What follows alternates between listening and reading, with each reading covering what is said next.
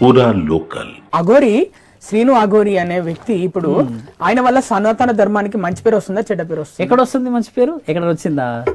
అంటే నేను సనాతన ధర్మం కోసం సనాతన ధర్మం వేరు. నేను ఇందాక సనత్ కుమారులు సనక సనంద సనత్ కుమారుల సనక జాతుల అనే వాళ్ళ అనుమతి అవసరం.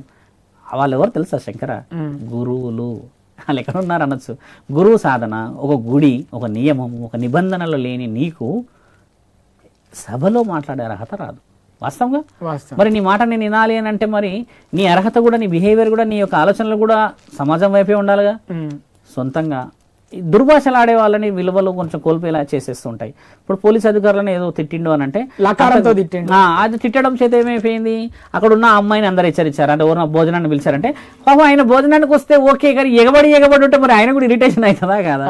ఈ ఇరిటేషన్ పేరే ఇప్పుడు తిట్లు అంటున్నాం మనం. అంటే ఇప్పటికి కూడా పూర్తిగా పేరు మనిషి పేరు మార్చుకున్నాడు కానీ అంటే అతని బిహేవియర్ మారాలి. ఇప్పుడు మారకపోతే వదిలిపెట్టే ప్రసక్తే లేదు. శివరుద్రసాద్ వదలడు, దాన్ని వదిలిపెట్టేది లేదు. ఏ విషయమైనా ధర్మం వైపే ఉండాలి.